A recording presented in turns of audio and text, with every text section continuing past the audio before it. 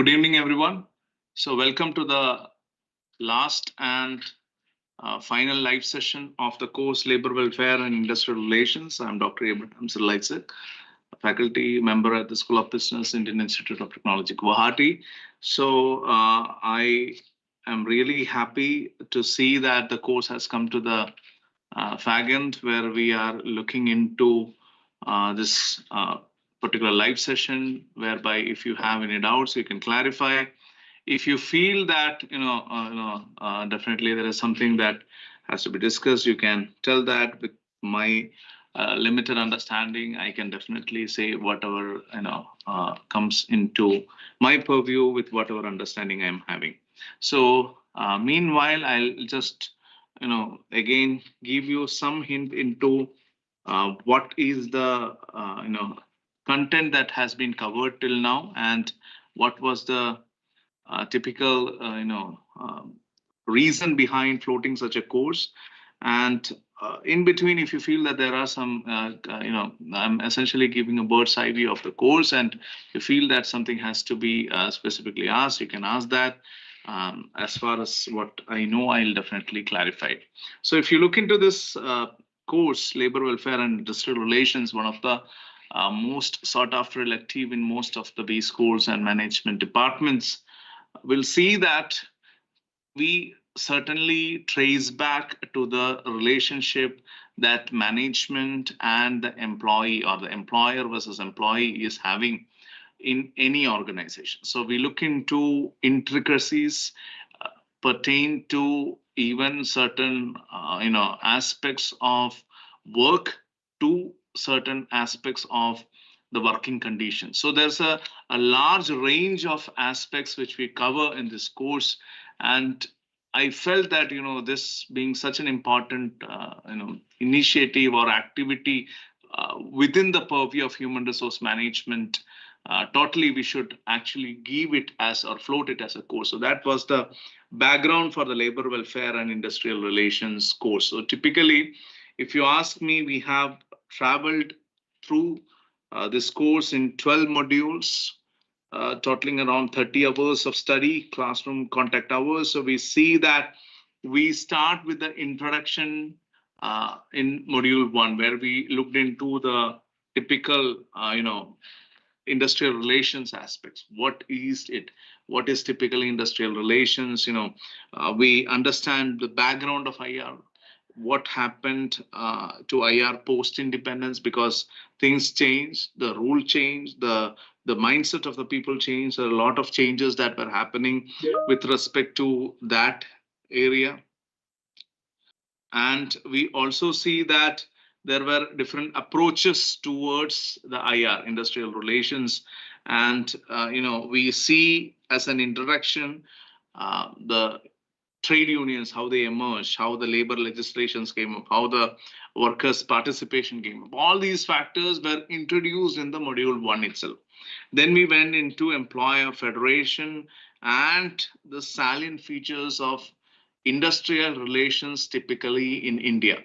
So typically, if you see, that was an introduction which gave a typical insight into the critical aspects concerning labor welfare and industrial relations specifically. Now, when you look into the module 2, the content was mainly moving around the trade unionism. We had clear discussions on that. We had looked into what are the possibilities, or why trade union emerged, what were the background activities that led to trade unionism, what were the repercussions of having trade unions, what were initially the repercussions of being a member of a trade union, what were the different possibilities that the trade union could bring in, what were the different challenges that a trade union could actually go through, or let's say navigate through. All these aspects typically we have discussed in module 2. So the birth of a trade union, evolution of a trade union, objectives of typically the trade union, all these aspects we had actually categorically discussed. So this is what I wanted to emphasize on specifically in the second module. So we looked into the typical Trade Unions Act 1926. We looked into all the related aspects, be it aims, objectives, registration, things related to a trade union. Everything was discussed in lecture 4 of module 2. And we also looked into the financial modeling of trade unions, the size of trade unions, etc. So all these typical objectives were clarified in module 2.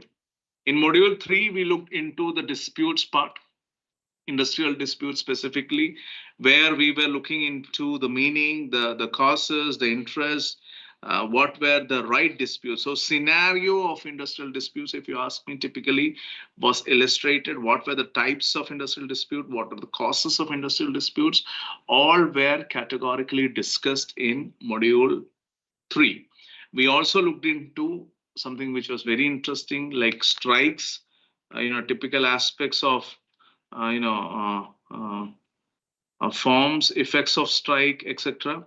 We looked into Industrial Disputes Act 1947. We looked into the dispute settlement machineries. We looked into the statutory and non-statutory aspects, measures of settlement. All these aspects we have categorically discussed in module 3. We also had a discussion on, if you remember, the most important aspect, that is collective bargaining.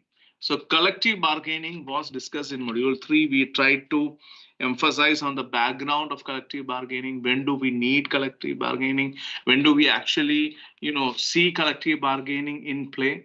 What are the typical aspects concerning collective bargaining? So all these aspects were typically discussed in terms of as industrial disputes purview. Then we moved into the labor welfare. We tried to discuss this in 2 parts, if I remember.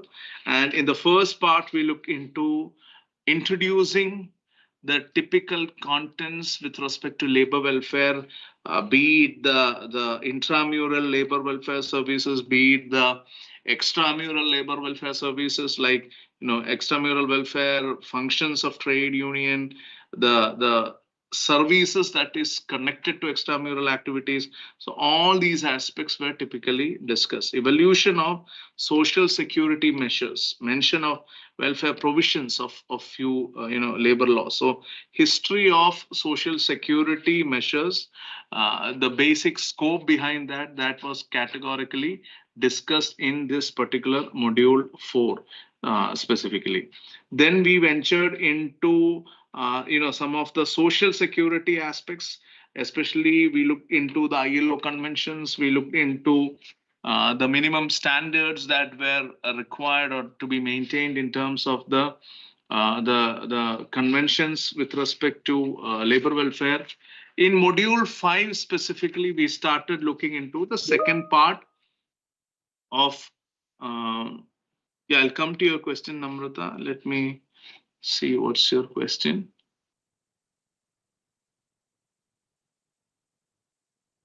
Okay, so I already have got a question regarding the exam. So Namrata, if you can clarify on the question. So please understand the question will follow more or less the same pattern of the assignments. We'll have multiple select and multiple choice questions. So typically, again, the same thing which I generally reiterate in all my sessions typically, and I am trying to emphasize it, rather re-emphasize it here also, that please do not worry about your assignments. Many a time, even with respect to this course also, I have got some query that I was unable to write some exam assignments, give some assignments. So will it affect my final marks? Please do understand there is some weightings that are associated with these assignments. There is no doubt about it. There is no denying the fact. But that said, you can definitely enhance your performance and get more marks if you focus now onwards thoroughly for your final exam. So please try to have a clear understanding of whatever is being discussed in the class. Based on that, you will be able to bring out more clarity into your understanding and the learning process specifically. So this is what I wanted to clarify. And Namrata, Good afternoon. again, at the cost of Yes. repetition, uh, yes, the questions will be multiple choice and multiple select questions. Are there any more concerns with respect to exam?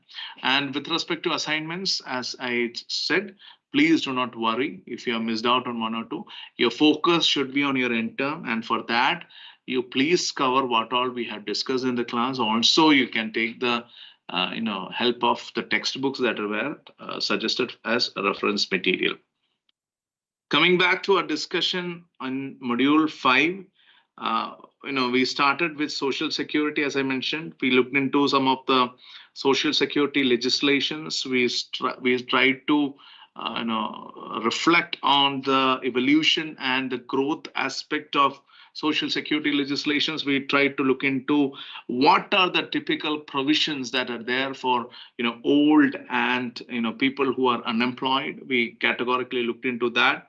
We also looked into the essence of a welfare officer, the role of welfare officer, the problems that are surrounding him or her. All those aspects were typically discussed. So problems in the enforcement of welfare amenities was categorically discussed in the last lecture of module 5. So typically we would see that there has been a collective discussion on the development of welfare amenities, on the development of welfare activities, and some welfare officers have critically taken lead for that. So just want to ask that whether we have studied in this 12 weeks, we'll get questions on that. Those laws we also covered. Typically, what we have covered. So, what is coming within the scope of the syllabus, I have designed in such a way that is a very comprehensive syllabus. That said, your focus essentially should be from within the focus, but there can be some, relevant questions that may appear from outside. But essentially, if you've gone through the material, through the content, through the sessions, I don't think you should have any problem with respect to that. Any more question?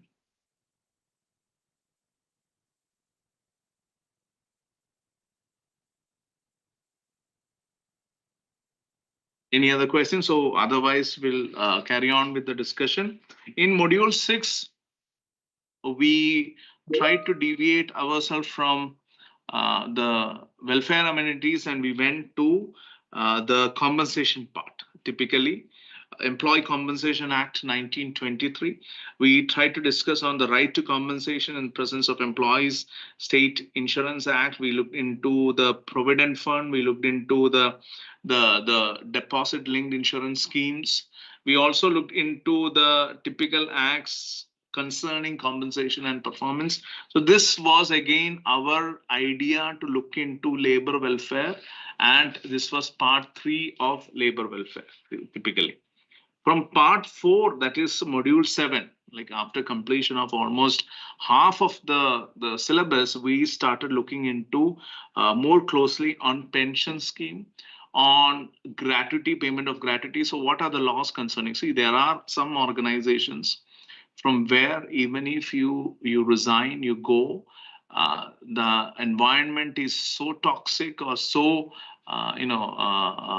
non-friendly or non-professional in a way that they will not initiate any of those activities with respect to pension, with respect to provident fund or gratuity, etc. So many cases have come across me whereby individuals have complained, have initiated the legal proceedings whereby people are concerned. So it's the prerogative of the organization, rather the employer, to take good care of the individual even during the process of the leaving of the company or the organization. So let's say many a time we see that once somebody has resigned the organization or resigned from the work in the organization, they will not take care, or means all the commitments ends there. So typically, unless and until they part ways, The organization has certain commitment,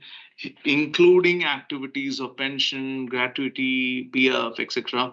All these comes under the prerogative of the organization, and if the organization is not taking an action, the individuals are having the legal sanctity to go against the organization. So these are some of the typical aspects whereby the payment of gratuity, the Maternity Benefit Act, a very critical aspect that we have to look into, were all discussed in the seventh module. So provisions of these acts, what are the acts typically, what are the concepts behind these acts which paved way for that particular act, and what are the constraints that these acts are facing now. All these aspects were typically understood in module 7. In module 8, we looked into Child Labor Prohibition and Regulation Act 1986, where we started with child labor, understanding the act, understanding the objectives of the act, prohibition of employment, regulation of conditions of children in certain occupations, what are the penalties, what are the procedures. We looked into the Central Board of Workers Education Scheme. We also ended the module with 5-year plan and typically the workers education concerning that. So this was module 8. In module 9, we ventured into the Factories Act. So Factories Act, what is the act? What are the definitions associated with typical operational definition? I mean, what are the or who are the authorities that come under the purview of act? What is health? What is safety? Provisions relating to hazardous processes, welfare, working hours of adults, employment of young persons, annual leave, wages, penalties, procedures, other provisions. All these typical activities were taken into consideration in this particular act. Then we look into the Payment of Wages Act 1936 in the 10th module, where the act again we went into the nitty-gritties concerning the act. What was the background, how this act came into picture, what are the typical aspects that were critical to this act. All these typical aspects were discussed in module 10. So we looked into the authorized directions part, we looked into the overview of these acts, whereby we looked into the fixation of minimum wages. What are the guarantee that these acts actually give? What are the possible aspects that these acts generally protect, and what are the special provisions and the key provisions with respect to these acts? Coming to the fag end of the course, mainly we look into the participation. So this was the turn whereby we tried to look into the workers' participation from a more close structure. Workers' participation management. So the concept of participation, scope, importance, challenges, degrees and forms of labor participation, types of labor participation, impact of technology on labor participation, the works committee, the joint management councils, the scheme of employees participation, the participation of workers in management bill 1990. All these typical aspects were taken into consideration. So this is something which certainly would be important, not only from the exam point of view, but also as an individual who is working in an organization, you should be aware about. And module 11 categorically covers those aspects typically. When you're looking into the final module, we see that introduction of labor codes, introduction labor reforms, and all the essential labor codes, which are the latest implementations or innovations that have come up in the labor welfare and industrial relations domain, were categorically discussed in the last module. So if you see, the last module is one of the most critical, important, and relevant module, where we look into the code of wages, everything that is recent. We look into the Occupational Safety, Health, Working Conditions Code 2020.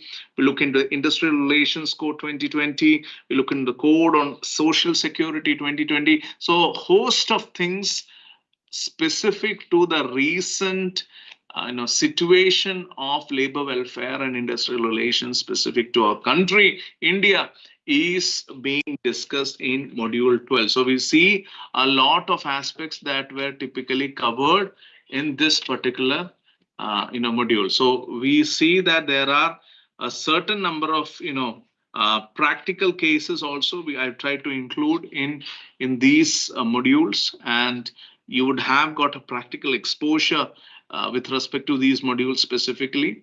So this is what I wanted to give you a bird's eye view of the course labor welfare and industrial relations. What is the significance of it? What was the background? Why we thought we should process it? Why we think it is relatively important? And what are the critical aspects concerning the course? So these were some of the aspects which we have covered categorically. If you have any doubt, I'm open to those questions. We can answer them.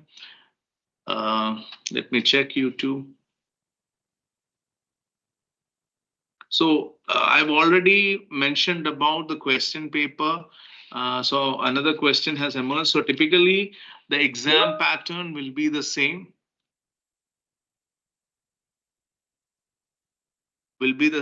And it will follow the multiple select and multiple choice questions. Prepare well for the exams. There are most of the things, if you go through my sessions and lecture sessions, you will definitely try to answer them in your exam. So it is all interlinked. If you apply your mind there in the exam hall, you can cover most of the aspects. Eugene, yes, your course well designed and structured, and really appreciate for that. And your lectures and PPT were very handy. Thank you for the comment, and I really appreciate everyone, each of the participant of this particular course, because I can see very good feedback that are coming to me, and also the numbers also speaks volume about how effective the course is, especially for the industry and the relevant stakeholders of the industry. So these are some of the aspects which typically I wanted to have a chat with. I will wait for a couple of minutes more. If there are no more questions, we can wind up. So it has been a great honor, to float this course in the NPTEL platform. I thank the authorities of the NPTEL. I also thank the authorities of the local office here at IIT Madras.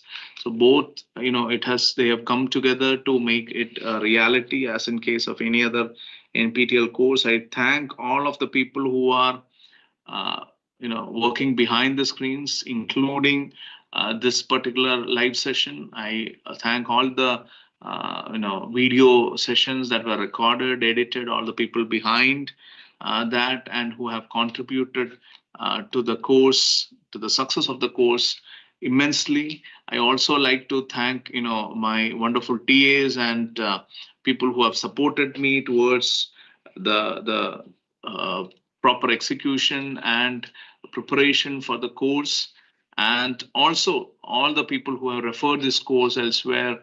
Some universities are running it as the credit courses, some universities are running it on an audit basis. So it all happens based on some references of some very good individuals, good friends. So thank all of the individuals who have been behind this course and have categorically made it a big success. So before concluding, let me conclude with a story.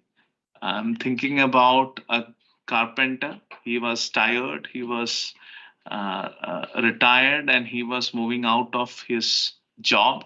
Then suddenly the contractor calls him and asks him to build a home. So he was exhausted, he was not happy, he was very much tired. So he just wanted to go home without doing any other additional work. But his contractor actually emphasized it. And based on that, he finally made that particular home. But because of his approach towards that particular contract, and he was not very much optimistic about the way the contractor asked again once he has retired. So he tried to make the home in a very unprofessional way, using very poor quality materials, and also not looking into the aesthetics or the quality of build quality of the particular structure. So finally, what happened? Somehow during the deadline, he gave the house. It was of a very poor quality. To his surprise, the contractor gave him that this is your parting gift, this is your gift that I wanted to give you. So he gave the house for him for free. But unfortunately, the carpenter knows how poorly it is built. So whenever we are thinking of our future, sometimes we are tired, sometimes we are relaxed, sometimes we are not and the best of our mind to actually execute something. So when it comes to your job, your organization, many a time people tend to actually look into the organization, the work in the organization. That's, let's say I'm not going to stay here for more than 2 years. Why should I put so much commitment? Or maybe your thought process is, anyhow the boss is not acknowledging and appreciating what I'm doing for the organization, so why should I put in more hours of hard work? So all these parameters, all these aspects keep on running in your mind, and this is where you have to take the call. You have to understand that ultimately it is going to benefit. So when you're looking into labor welfare and industrial relations, I would definitely say without any doubt that typically all these relationships should stay away from conflict. All these associations, be it management versus trade union, be it employer versus employee, everything should function in a smooth manner because the organizational objectives are prime. The organizational objectives are the key aspects. So when we are talking about ownership, many a time we say about ownership, you don't have ownership or you don't have the sense of ownership. It's a question that is asked to you whether you are the person who is taking the ownership. Then you may be able to advocate it in a more clear fashion. That is typically labor welfare and industrial relations. You cannot have these two as separate entities. As an organization, being a part of an organization, are you helping the organization in the same way the organization may help you back? So it's a theory of reciprocity. So many a time, if you are looked down, you are ridiculed, you are mocked in the organization, that might be just a case with a few people, maybe out of jealousy, maybe out of their preoccupations, or maybe out of their mental state they might be doing it. But that should not be an hindrance, that should not be a barrier for you to work efficiently, to be more productive within the organization. So this is the message I wanted to give to you before concluding the labor welfare and industrial relations course. Thank you for being a wonderful set of participants for this course.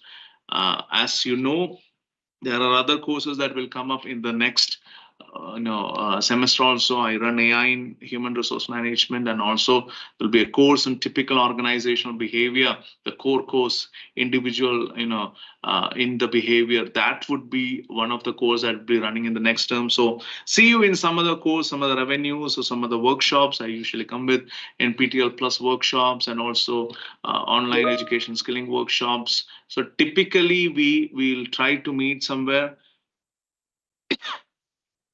So any particular doubt, you can write to me.